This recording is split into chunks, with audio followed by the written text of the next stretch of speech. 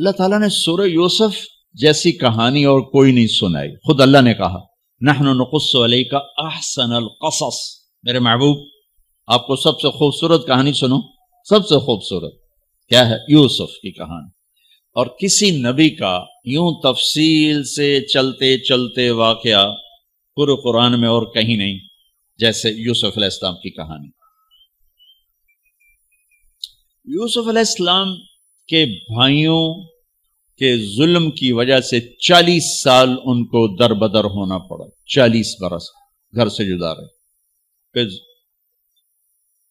تہمت لگی، زلیخا نے تہمت لگائی، اور پھر جب وہ عورتوں میں بھی بات پھیل گئی کہ مجرم تو یوسف نہیں، مجرم تو زلیخا ہے، تو تھوڑی بدنامی ہونے لگی. تو انہوں نے یوسف علیہ السلام کو گدھے پہ بٹھا کے منہ کالا کر کے پورے شہر میں چکر لگوایا اور پیچھے اعلان کروایا ھذا جزاء من اراد بسیدہ سوء. جو اپنے آقا سے برائی کرے اس کی یہ جزا ہے.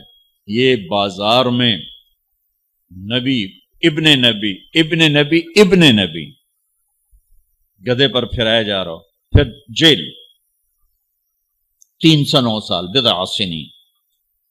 جن بھائیوں نے یہ دکھ پہنچایا تھا ان کے ساتھ کیا ہونا چاہیے تھا؟ میں صرف ان کا اب جملہ بتاتا ہوں جو یوسف علیہ السلام نے جب اپنا تعارف جو بنیامین کو روک لیا. آپ پیچھے بھائیوں نے جا کر بتایا کہ بنیامین نے چوری کر لی تھی، اس کو وہ روک لیا ہے وزیر خزانہ نے. یعقوب علیہ السلام نے فرمایا کہ نہیں بیٹے میرا یہ خط لے جاؤ اور اس کو دے دو تو وہ امید ہے چھوڑ دے گا. تو وہ خط ایک بڑا دردناک، وہ بڑی تحریر تھی. لکھا تھا عزیز مصر کے نام، ہم انبیاء کی اولاد شروع سے ہی آزمائش کی بھٹی میں ہیں. میرے دادا کو آگ میں ڈالا گیا، میرے چاچا کو چھری کے نیچے سے نکال، باپ کا لفظ آتا ہے، میرے باپ کو، چاچے کو بھی باپ عربی میں کہتے ہیں، چھری کے نیچے سے نکالا گیا. میرے بچے کو مجھ سے چھینا گیا. آج 40 سال ہو گئے مجھے اس کی خبر نہیں. تیری بڑی مہربانی میرا بیٹا واپس کر دے، ہم چور نہیں. اچھا چونکہ یعقوب بھی نبی، یوسف بھی نبی، جب یوسف علیہ السلام اقتدار میں آ گئے تو اللہ کی طرف سے اجازت نہیں باپ کو بتانے کی کہ بھائی بتا دو میں ٹھیک ٹھاک ہوں. خاموش وہ خاموش. صبر پک رہا ہے. جب یوسف علیہ السلام نے خط پڑھا تو بہت روئے اور اللہ کی بارگاہ میں دعا مانگ، یا اللہ اب مجھے ملا دو، اپنے گھر والے ملا دو، بتا دو. پہلے روکا ہوا کہ اب بتا دو. تو یوسف علیہ السلام نقاب اوڑھتے تھے، اپنے حسن ایسا تھا، نقاب اوڑھتے تھے کوئی فتنے میں نہ پڑے. تو جب وہ دوسری دفعہ بھائی آئے، تیسری دفعہ، تو ایھا العزیز قد مسنا واہلنا الضر وجئنا ببضاعة مزجاة فأوف لنا الكيل وتصدق علينا ان اللہ یجزی المتصدقین. کیا عاجزی ان کلمات. جناب لائے تو کچھ نہیں ہے بھائی، یہ 2 پھوٹی کوڑیاں ہیں، ہمیں کچھ غلہ دے دو، بڑی بھوک اور فاقہ ہے. تو یوسف علیہ السلام نے ایسے نقاب ہٹایا، ایک دم انہوں نے یوں دیکھا، ابھی پہچانا نہیں. میں یہ جملہ بتانا چاہتا ہوں کہ اللہ سبحان انبیاء کے اخلاق کیا ہوتے ہیں. مجھے کیوں سنا رہے ہیں؟ آپ کیوں سنا رہے ہیں؟ کہ ہم اس کو پیچھے چلنے کی کوشش تو کریں. کیوں بد اخلاق ہو کے مرنا چاہتے؟ کیوں لوگوں کے دل توڑ کے اپنی قبر میں جاتے ہیں؟ اسے ٹوٹنے دو، اسے اللہ اقبال کی قبر روشن کرے. تو بچا کے نہ رکھ اسے، تیرا آئینہ ہے وہ آئینہ کہ شکستہ ہو تو عزیز تر ہے نگاہ آئینہ ساز میں. اسے ٹوٹنے دو. اس کے ٹوٹنے پر اس کی قیمت بڑی لگے گی. اس سے وہ فریادیں نکلیں گی جو عرش کو ہلا دی. جو ساز سے نکلی ہے وہ دھن سب نے سنی ہے، جو تار پہ بیتی ہے وہ کس دل کو پتا ہے. اس سے وہ نغمے نکلیں گے کہ اللہ کے عرش کو ہلا دیں گے. اپنے آپ کو توڑ دو. دوسرے کو مت ٹوٹنے دو، اپنے آپ کو توڑ دو، اپنے آپ کو توڑ دو، کہ کائنات کا اٹل قانون ہے، ٹوٹ کے چیز بنتی ہے۔ یہ کتنی دفعہ یہ توڑا گیا، پھر اسے جوڑا گیا، پھر یہ روڈ بنا ہے۔ یہ کپڑا کتنی دفعہ کٹا پٹا اور پھر جا کر زیب تن ہوا ہے۔ هل علمتم ما فعلتم بيوسف واخيه اذ انتم جاہلون۔ یہاں جو انہوں نے کیا تھا اس کے مطابق جملہ ہے قد علمتم ما ظلمتم بیوسف واخیہ اذ انتم عامدون۔ اب میں دونوں کا فرق بتاتا ہوں۔ یوسف علیہ السلام کو کہنا چاہیے تھا آئے ہو نا ذلیل ہوتے میرے اگوں، لگ گیا نا پتا تو انو تم نے جو میرے ساتھ ظلم و ستم جو تم نے میرے اوپر ڈھائے، اور جان بوجھ کے تم نے مجھے گھر سے بے گھر کیا، آج اس کا مزہ چکھ رہے ہو کہ نہیں چکھ رہے ہو؟ یہ کہنا تھا۔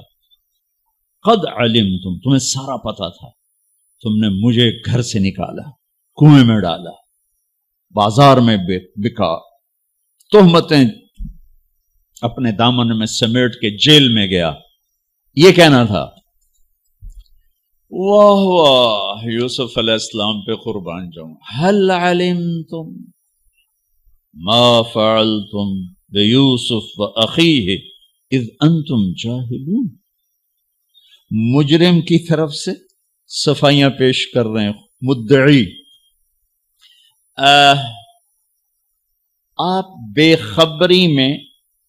خبری میں حل وہاں بولا جاتا ہے کہ مجھے پتا ہے کہ جو بات میں عثمان کو کہنے لگا ہوں اسے معلوم نہیں۔ اردو میں ہم کہتے ہیں عثمان تمہیں پتا چلا، ابو بکر تمہیں پتا چلا، یہ ہے ہمارا محاورہ۔ تو عربی میں حل میرے بھائیو، آپ کو پتا نہیں چلا تھا بے خبری میں ما فعلتم، فعلا عربی زبان کا سب سے کمزور لفظ ہے۔ تھوڑا بہت یوسف کے ساتھ اور بھائی کے ساتھ کچھ معاملہ ہو گیا تھا، اور وہ بھی تمہاری ویسے نادانی میں ہو گیا، کوئی جان بوجھ کے نہیں ہو، اذا تم جاہلون، نادانی میں ہو گیا ہے۔ کسی میں ظرف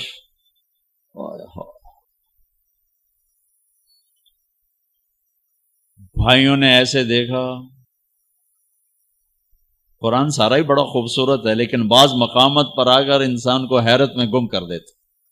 قرآن سارا ہی خوبصورت ہے۔ قرآن کی سب سے خوبصورت آیت کون سی ہے؟ وَقِيلَ يَا أَرْضُ ابْلَعِي مَاءَكِ وَيَا سَمَاءُ أَقْلِعِي وَغِيضَ الْمَاءُ وَقُضِيَ الْأَمْرُ وَاسْتَوَتْ عَلَى الْجُودِيِّ وَقِيلَ بُعْدًا لِلْقَوْمِ الظَّالِمِينَ۔ یہ قرآن کی سب سے خوبصورت آیت۔ یہ لفظ بھی یہاں اپنی جگہ پہ شاہکار ہے۔ اِنَّكَ لَأَنْتَ يُوسُف، اِنَّكَ لَأَنْتَ يُوسُف۔ حیرت، خوف، شک، یقین، ڈرے ہوئے، سہمے ہوئے، آس لگائے ہوئے، خطرے میں گھرے ہوئے، تھوڑا تھوڑا پہچانتے ہوئے، تھوڑا تھوڑا انکار کرتے ہوئے، بے شمار کیفیات کو قرآن نے دو لفظوں میں اِنَّكَ، شیر حیرت میں ہے، انگلیاں اٹھ رہی ہیں، اِنَّكَ لَأَنْتَ یوسف۔ پہلے شک پھر یقین، پہلے سوال پھر جواب، پہلے خوف پھر امن، پہلے ڈر پھر اطمینان۔ اِنَّكَ لَأَنْتَ یوسف، کہیں تو ہمارے خیال میں نہیں، یقیناً آپ یوسف ہو، یوسف تو نہیں، آپ یوسف ہو۔ میں نہیں ترجمہ کر سکتا، میں محسوس کرتا ہوں کہ وہ کیا اس وقت کیفیت ہوگی، الفاظ نہیں میرے پاس۔ انا یوسف وہذا اخی، ہاں میرے بھائیو ڈرو نہیں، میں یوسف ہوں، یہ میرا بھائی ہے۔ قد من اللہ علینا، سب اللہ نے ہمارے اوپر کرم کیا ہے۔ انہ من یتق ویصبر فإن اللہ لا یضیع اجر المحسنین۔ سارے قرآن کو دو لفظوں میں اللہ نے یہاں بیان کر دیا۔ جو تقوی اختیار کرتا ہے، جو صبر کرتا ہے، اللہ اسے ضائع نہیں کرتا۔ تقوی کسی مرد عورت کو اللہ سے جوڑتا ہے اور صبر کسی مرد عورت کو اللہ اور اللہ کے بندوں سے جوڑ دیتا ہے، جڑ جاتا ہے۔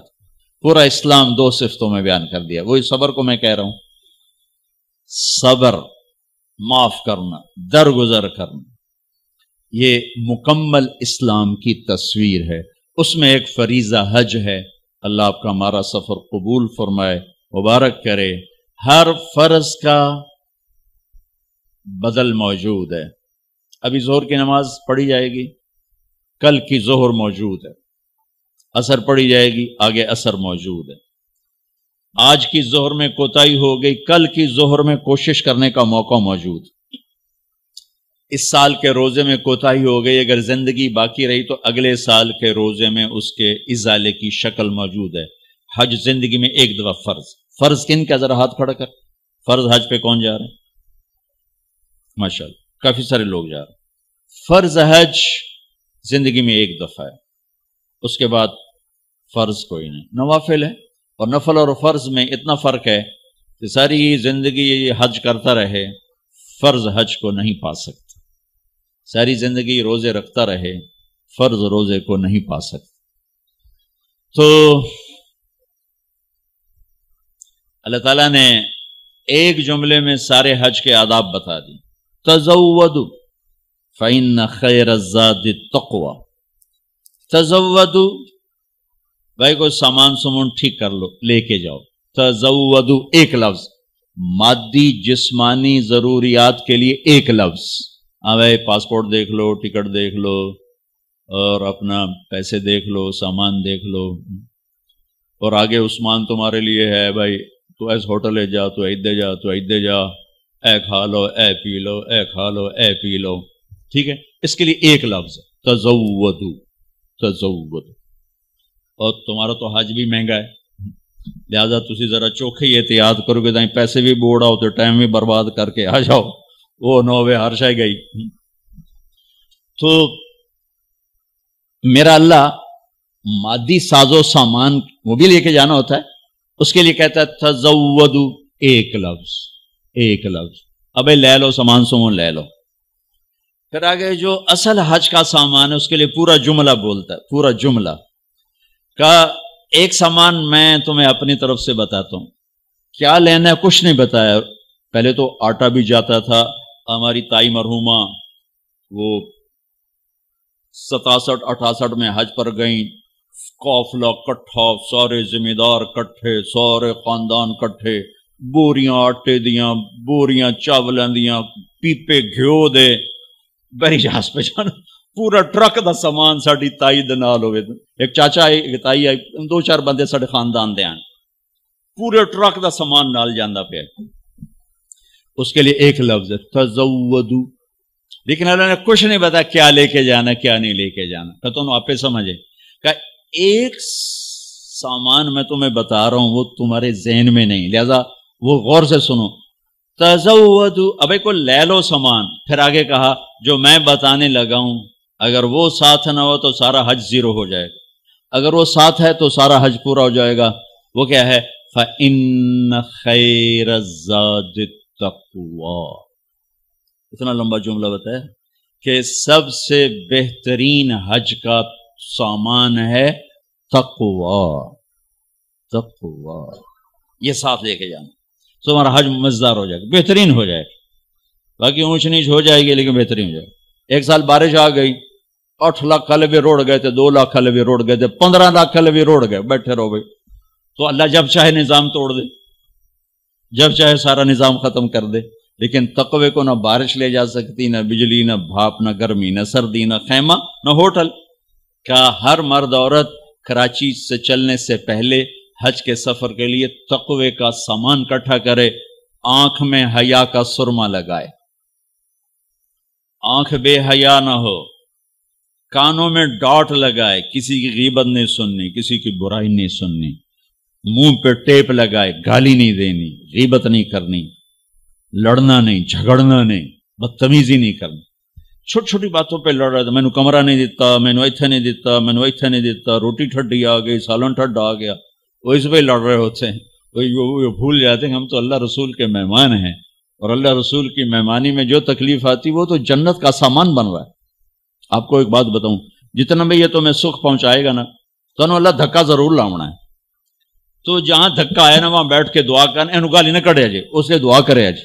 کتھے ابو بکر سدو، کتھے عثمان سدو، نہیں کہ یا اللہ تیری طرف سے حال آیا ہے، یا اللہ یہ تیرے سامنے ہماری یہ عرضی، یہ درخواست، یہ درخواست، یہ درخواست. میرے رب کی قسم وہ دعا کی قبولیت کا وقت ہوتا.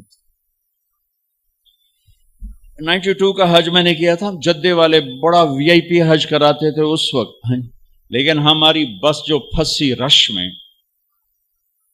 تو 32 گھنٹے بس میں گزار کے ہم بس پہ چڑھے اور بس سے ہی واپس میں نہ پہنچ. نہ ہمیں عرفات کا میدان ملا، نہ ہمیں خیمہ ملا، نہ کچھ کھانے کو ملا، نہ کچھ پینے کو ملا. جون کے مہینے کا حج تھا، جون کے مہینے. 2 عورتیں اس میں بے ہوش ہوئیں پیاس کی شدت کی وجہ سے. تو اللہ نہ کرے کہ ایسا ہو. میں یہ بتا رہا ہوں کہ جب اللہ سے آسانی، ابھی سے 2 نفل پڑھو، یا اللہ آسانی کرنا، یا اللہ آسانی کرنا، یا اللہ آسانی کرنا. وہ ہمارے جلائے ہمارے پنجابن کو پاولی کہتے ہیں، بڑے کمزور سی قوم اور بڑے بھولی بھالی قوم. تو وہ ایوب جلایا تھا، پاولی سمجھتے کچھ، مجھے اپنی زبان کا مزہ زیادہ آئے گا.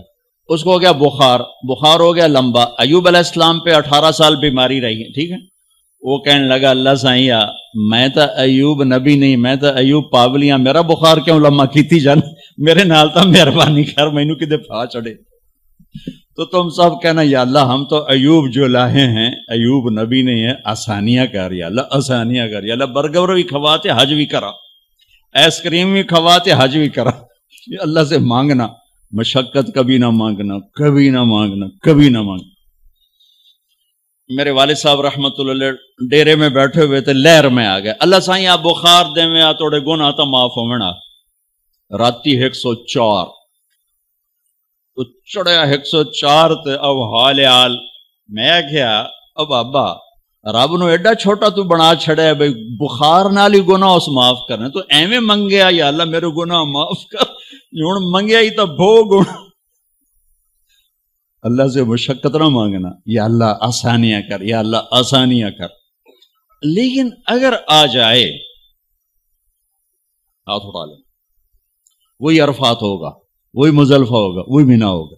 چاہے مکے میں آئے، چاہے مکے اور مدینے کے سفر میں آئے، چاہے ایئرپورٹ پر آئے، جدے میں آئے، جہاں بھی آئے، ناگواری مشقت ہاتھ اٹھا لیں. سیدھی جائیں گی دعائیں اللہ کے عرش، چونکہ اب اللہ کے مہمان بن چکے. اور آپ کو پروٹوکول افسر، آپ کا استقبال کرنے والے لاکھوں کروڑوں فرشتے ہیں جو آسمان سے اتریں گے، اور آپ کے لیے خصوصی طور پر استقبالیہ میں ابراہیم علیہ السلام کو اللہ نے کھڑا کیا قیامت تک. کیا کہا ہے؟ اذن فی الناس بالحج یاتوک رجالا وعلی کل ضامر یاتین من کل فج عمیق. ابراہیم اذان دے، آواز لگا حج کی، لوگ حج پر آئیں گے تیرے پاس. یا تو کا ابراہیم علیہ السلام کو گئے ہوئے 4000 سال ہو چکے ہیں، اللہ کہہ رہے ہیں تیرے پاس آئیں گے، تیرے پاس آئیں گے. یعنی تو میری طرف سے میرے مہمانوں کا استقبالیہ بنے گا، استقبال کر میرے مہمانوں کا. لہٰذا یہ سفر بہت مبارک ہے، اس میں لڑائی نہیں کرنی، جگہ پہ نہیں لڑنا، کمروں پہ نہیں لڑنا، کھانے پہ نہیں لڑنا. جو آ جائے اسے برداشت کر کے اللہ سے دعاؤں میں نفلوں میں لگ جاؤ، دعا میں لگ جاؤ، تسبیح میں لگ جاؤ، تلاوت میں لگ جاؤ، گناہوں کی معافی میں لگ جاؤ. بہت سیزن ہے اللہ پاک سے مانگنے کا کہ اللہ ہمارے ساتھ سہولت عافیت کو معاملہ کرے. ہم اس قابل نہیں کہ ہم اس کی مشقتوں کو برداشت کر سکیں. اللہ آپ کا یہ سفر قبول فرمائے. جانے سے پہلے سب کو معاف کر کے جائیں، دلوں کو صاف کر کے جائیں، اپنے معاملات کو صاف کر کے جائیں، تاکہ اللہ بھی ہمارا معاملہ صاف کر دے. کہ ایک عرفات کا دن ایسا ہے جس میں میرے نبی کا فرمان ہے کہ اللہ تعالیٰ فرماتے ہیں میرا بندہ جتنے گناہ لے کر آ، جتنے بارش کے قطرے، جتنے ریت کے ذرے، جتنے درختوں کے پتے اور جتنے گردش ایام میں بننے والے دن اور رات ہیں ان کے گھڑی اور گھنٹے، آج اتنے بھی گناہ لائے گا تو ایک بول پہ معاف کروں گا، جاؤ معاف، جاؤ معاف، جاؤ معاف. تو حج کا سفر بہت مبارک، بہت خوبصورت ہے. اللہ تعالیٰ آپ کے لیے، ہمارے لیے اسے ہماری نجات کا ذریعہ بنائے، قبولیت کا ذریعہ بنائے، جن کا فرض ہے اللہ تعالیٰ فریضہ کی ادائیگی کی شکل پیدا فرمائے، جو نفلی طور پر جا رہے ہیں تو اللہ کو پسند ہے اس کے گھر بار بار آنا۔ تابعوا بین الحج والعمرہ، حج اور عمرہ بار بار کرو، بار بار کرو، فإنہما ینفیان الفقر والنفاق، بار بار حج اور عمرہ تمہارے نفاق کو بھی دور کرتا ہے اور تمہارے فقر کو بھی دور کرتا ہے۔ اللہ کے گھر کی حاضری جتنی دفعہ نصیب ہو مانگتے رہو، جاتے رہو۔ اللہ تعالیٰ آپ کا یہ ہمارا سفر قبول فرمائے۔ بس اس کی ذرا احتیاط ہو کہ زبان، آنکھ، کان یہ سب تقوی میں آ جائیں اور دل تقوی میں آ جائے تو انشاءاللہ یہ سفر بہت خوبصورت ہوگا۔ اور جب اللہ تعالیٰ آپ کو موقع دے واپس آ کر تبلیغ میں آپ وقت ضرور لگائیں، یہ بہت خوبصورت محنت ہے، آپ جائیں گے آپ کو بہت فائدہ ہوگا۔